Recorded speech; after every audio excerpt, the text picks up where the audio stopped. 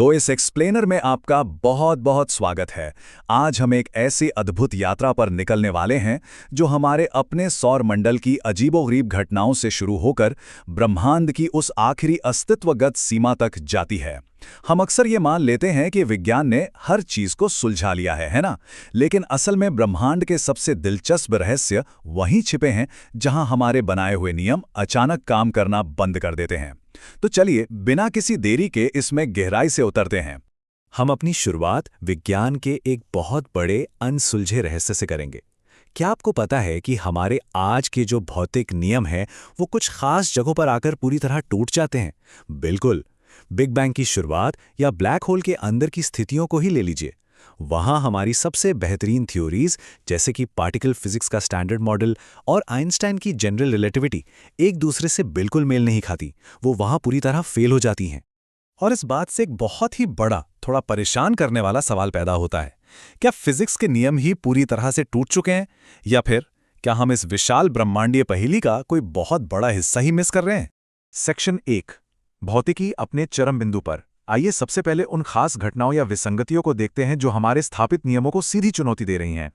देखिए, विज्ञान में आज भी ऐसे कई रहस्य हैं जिनका जवाब किसी के पास नहीं है। जैसे हबल टेंशन, जो हमें बताता है कि ब्रह्मांड के फैलने की गति को मापने के दो अलग-अलग तरीके दो बिल्कुल अलग नतीजे देते हैं। फिर पायोनियर विसंगति को देखिए, जिससे हमें पता चला कि अंतरिक्षयान बिना किसी कारण के ही अपने रास्ते से भटक रहे थे। और सबसे हैरान करने वाली चीज है आकाशगंगा घूर्णन समस्या, जहां तारे अपनी तय गति से कहीं ज्यादा तेजी से घूम रहे हैं। सेक्शन 2, लापता द्रव्यमान का रहस्य।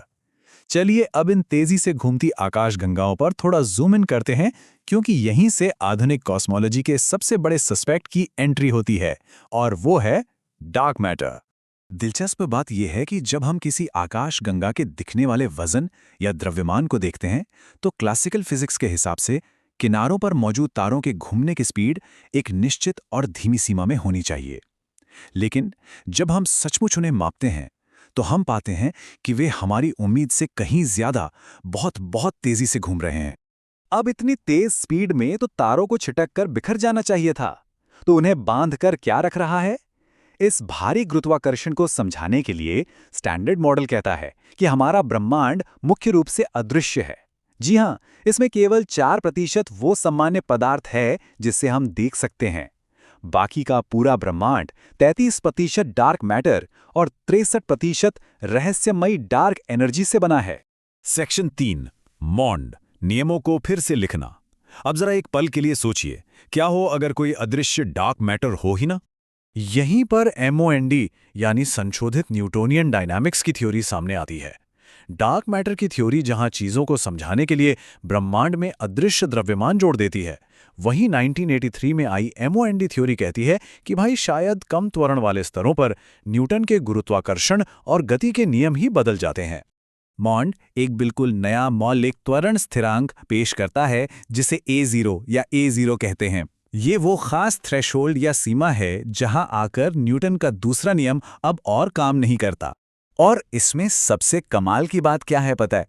जब हम गति के नियमों में इस छोटे से बदलाव का इस्तेमाल करते हैं, तो MOND आकाशगंगाओं के घूमने की गति के डेटा पर बिल्कुल परफेक्टली फिट बैठता है, वो भी डार्क मैटर के एक भी कण के बिना। ये सच में एक बहुत बड़ा शिफ्ट है। अदृश्य चीजें खोजने के बजाय हमने उन नियमों को ही बदल दिया जिनसे हम चीजों को मापते हैं। सेक्शन 4, ब्रह्मांड की अंतिम सीमा। अब तक हमने आकाशगंगाओं के पैमाने और लापता द्रव्यमान की बात की। चलिए अब नजरिए को और बड़ा करते हैं और सीधे संपूर्ण ब्रह्मांड की बात करते हैं। पूरे ब्रह्मांड को ठीक से समझने के लिए हमें एक बहुत ही अहम फर्क समझना होगा। एक है अवलोकन योग्य ब्रह्मांड, यानी जिसे हम देख सकते हैं, और दूसरा है ब्रह्मांड की संपूर्णता। हमारा देखना प्रकाश की गति से सख्ती से सीमित है। हम सिर्फ वहीं तक देख सकते हैं जहां से प्रकाश को हम तक पहुंचने का समय मिल पाया है। क्योंकि हमारे ब्रह्मांड की शुरुआत एक तय समय यानी करीब 13.8 अरब साल पहले हुई थी, इसलिए हम जो ब्रह्मांड देख सकते हैं उसकी एक बहुत ही सख्त सीमा है, एक कॉस्मोलॉजिकल होराइजन है, और इसके परे देखना भौतिक रूप से पूरी तरह से असंभव है।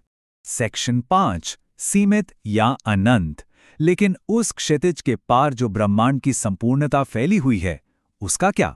क्या उसका कभी कोई अंत होता है या वो हमेशा हमेशा के लिए चलता रहता है? अगर आप भौतिक विज्ञानियों से इस बारे में पूछेंगे तो उनका जवाब बहुत ही सीधा होता है, कोई नहीं जानता। और सच कहूं तो बहुत संभव है कि हम कभी जान भी नहीं पाएंगे, क्योंकि जब हम उस होराइजन के पार देख ही नहीं सकते तो ये मापना बिल्कुल असंभव है कि पूरा ब्रह्मांड कितना बड़ा है। विज्ञान की कुछ सीमाएं होती हैं और ये उन्हीं में से एक है। खैर, जनरल रिलेटिविटी हमें कुछ गणितीय सुराग जरूर देती है। इसके मुताबिक ब्रह्मांड के कुछ आकार हो सकते हैं, या तो ये बिल्कुल सपाट और अनंत हो सकता है, या फिर एक गोले की तरह खुद पर वापस मुड़ा हुआ, या फिर ये सपाट तो हो सकता है लेकिन एक टोरस यानी डोनट जैसी एक बहुत ही जटिल शेप के साथ। अब यहाँ एक बहुत ही गहरा विचार सामने आता है। अगर ब्रह्मांड आज अनंत है तो इसका मतलब है कि ये अपनी उत्पत्ति के समय भी अनंत ही था। बिग बैंग किसी एक छोटे से बिंदु से शुरू हुआ विस्फोट नहीं था, बल्कि एक ऐसा विस्फोट था जो एक ही समय में हर जगह एक साथ हुआ था। है ना जबरदस्त? तो इस एक्सप्लेनर को हम एक बहुत ही गहरे सवाल के साथ खत्म करेंगे।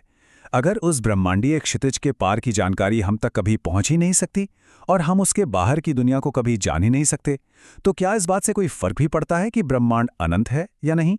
जो चीज़ हमारी पहुंच से हमेशा बाहर है, क्या असल में उसका कोई मतलब है? इस सवाल पर जरूर सोचिएगा। आज हमारे साथ इस ब्रह्मांडीय सफर पर जुड़ने के लिए बहुत बहुत शुक्रिया।